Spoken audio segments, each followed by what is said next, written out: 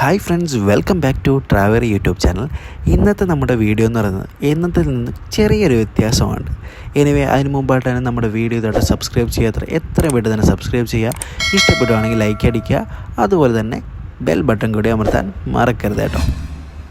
Hi friends, welcome back to travel YouTube channel. ഇന്നത്തെ നമ്മുടെ യാത്ര എന്ന് പറയുന്നത് നമ്മുടെ ബാംഗ്ലൂരിലുള്ള ദേവനഹള്ളിയിലുള്ള മോക്സി ഹോട്ടലാണ്. മോക്സി ഹോട്ടലിനെ പറ്റി പറയുകയാണെങ്കിൽ one of the best and luxurious ഹോട്ടലിൽ ഒന്നാണിത്.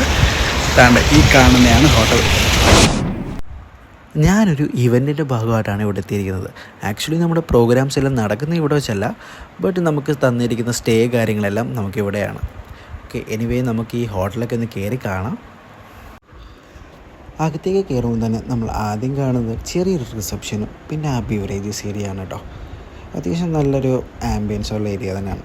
കാണാൻ നല്ല ലുക്കും പിന്നെ അതുപോലെ തന്നെ ആ ഒരു പ്രൗഢത്വമൊക്കെ ഉണ്ടല്ലോ, അത് അങ്ങനെ സൂക്ഷിച്ച് വെച്ചിരിക്കുന്ന ഒരു ഹോട്ടൽ. അങ്ങനെ അകത്തേക്കൊക്കെ കയറുമ്പോൾ നമ്മൾ കുറച്ച് ബുക്സിൻ്റെ ഏരിയയും പിന്നെ അതുപോലെ തന്നെ വളരെ ചില്ലറ കുറേ കാര്യങ്ങളും പിന്നെ പൂൾ ഗെയിംസും അങ്ങനെ പല പല ഭാഗങ്ങളായിട്ട് ഇങ്ങനെ തിരിച്ചിട്ടുണ്ട് കേട്ടോ. നമ്മൾ ആ റിസപ്ഷൻ അടുത്തൂടെ പോകുമ്പോൾ തന്നെ ആദ്യം കാണുന്നതാണ് ആ ഗ്രാബ് ആൻഡ് ഗോ.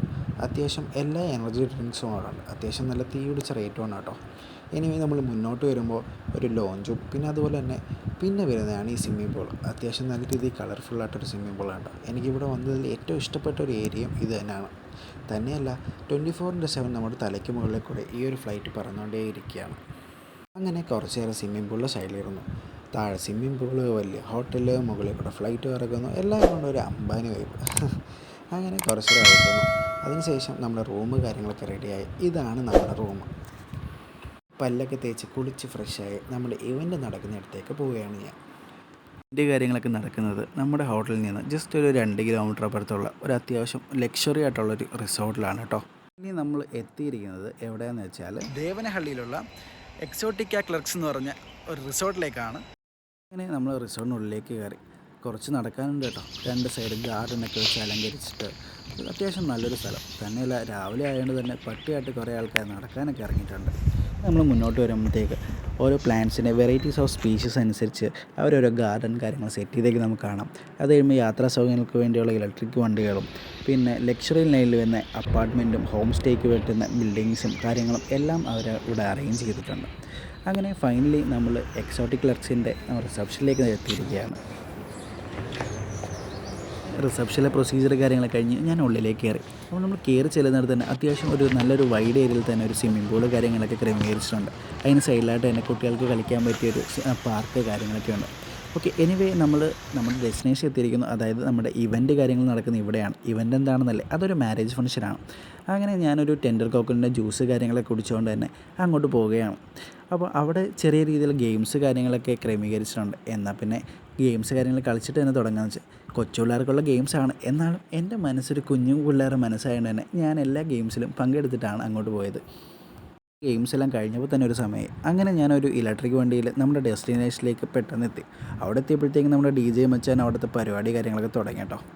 നോർത്ത് ഇന്ത്യയിലുള്ള അത്യാവശ്യം ബെഡ ടീംസിൻ്റെ ഒരു മാരേജ് ഫംഗ്ഷനാണ് കേട്ടോ. ഇവർ നോർത്ത് ഇന്ത്യൻസ് ആണെങ്കിലും ഇവർക്ക് തമിഴ് മലയാളം എല്ലാ ലാംഗ്വേജും അറിയാം കേട്ടോ. അത്യാവശ്യം ഒരു നല്ല രീതിയിൽ കളർഫുള്ളായിട്ടുള്ളൊരു മാരേജാണ്. ഫുള്ള് പോപ്പർ ആയാലും കളർ ലൈറ്റ് ആയാലും കളർ സ്മോക്ക് ആയാലും എല്ലാം കൊണ്ട് ഫുള്ളി കളർഫുള്ളായിട്ടൊരു മാരേജാണിത്. ഈ സ്മോക്ക് ഗണ്ണും പിടിച്ചുകൊണ്ടിരിക്കുന്ന പുള്ളിക്കാരൻ വൈബാക്കാൻ നോക്കിയിട്ട് പെണ്ണും ചെക്കനും വരെ പുകയത്ത് ഓടേണ്ട അവസ്ഥയായിരുന്നു. എനിവേ പാർട്ടി എന്തായാലും കളർഫുള്ളായി. രാവിലെ തൊട്ട് വൈകിട്ട് വരെ ഇങ്ങനെയുള്ള കുറേ കലാപരിപാടികളായിരുന്നു. ഇതെല്ലാം കഴിഞ്ഞു. അങ്ങനെ നൈറ്റ് ആയപ്പോഴത്തേക്ക് ഇവരുടെ മെയിൻ പരിപാടി, അതായത് മാരേജ്, അത് അത്യാവശ്യം ഒരു വെറൈറ്റിയാണ് കേട്ടോ. അതായത് നമ്മൾ മലയാളിയിൽ നിന്ന് വേറിട്ട് നിൽക്കുന്നൊരു രീതിയിലാണ് ഇവരുടെ മാരേജ് ഫംഗ്ഷനും കാര്യങ്ങളൊക്കെ. ശരിക്കും പറഞ്ഞാൽ ഇവരൊരു മാരേജ് ഫംഗ്ഷൻ എന്ന് പറയുമ്പോൾ ഒരു 3 മുതൽ 4 ദിവസം വരെയാണ് ഇവരുടെ മാരേജ് ഫംഗ്ഷൻ കംപ്ലീറ്റ് ആയിട്ട് തീരുന്നത്. ഇന്നത്തെ പരിപാടിയെല്ലാം കഴിഞ്ഞ് സൈഡാക്കി നല്ലൊരു ഉറക്കവും പാസ്സാക്കി പിറ്റേന്ന് രാവിലെ തന്നെ ഞങ്ങളവിടെ നിന്ന് വിട്ടു. അപ്പം ഇന്നത്തെ വിശേഷം ഇവിടെ തീർന്നു. ഇതുപോലുള്ള വിശേഷങ്ങളുമായി ഇനിയും കാണാം. അപ്പോൾ അതുവരെ ബൈ ബൈ.